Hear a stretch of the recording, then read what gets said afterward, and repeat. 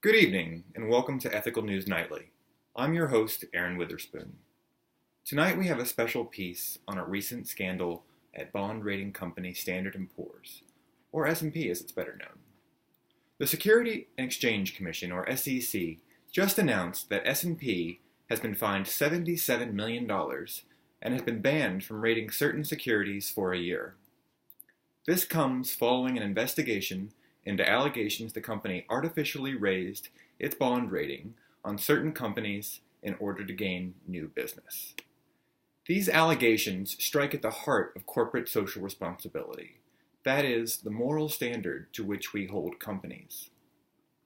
Socially responsible corporations take seriously their responsibility to pursue their community's best interests. They base decisions not on profit, but on ethics and what is best for society. That is the true shame this evening. With seemingly little thought, S&P has risked losing its customers' trust, a devastating loss to a company built on impartial, trustworthy analysis. And this is not the end of the story tonight. This $77 million fine for S&P falls just on the heels of a $1.4 billion fine leveled on S&P by the U.S. Department of Justice just following a multi-year investigation into unethical business practices. It turns out that S&P's unjustifiably gave high AAA bond ratings to toxic mortgage debt in the mid to late 2000s.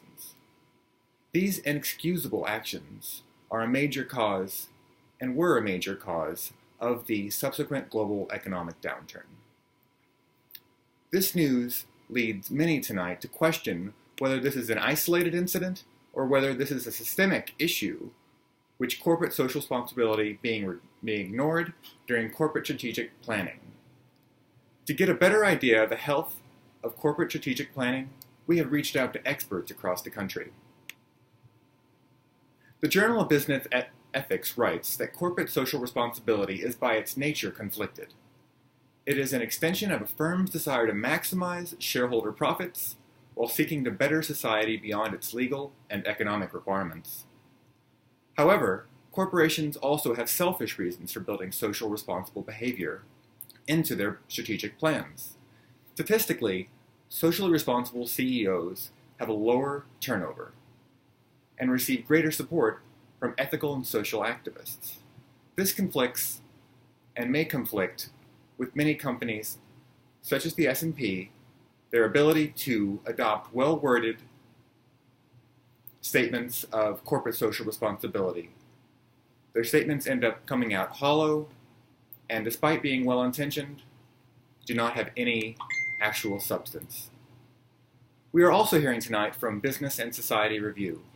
They write that despite all the recent press given to well-intentioned and well-developed statements of corporate social responsibility, written into strategic plans, that these statements do little more than, quote, divert the public's attention from real ethical issues facing business and society.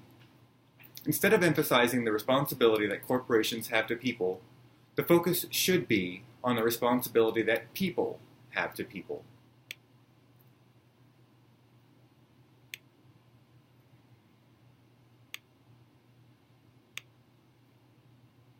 While it appears that there is some disagreement tonight on the importance of flashy corporate social responsibility statements, there is agreement that there is an almost sacred bond and expectation between corporations and consumers that forms the basis of their interactions.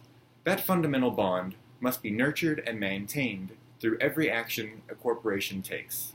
The only way to do this is to build ethics into strategic plans.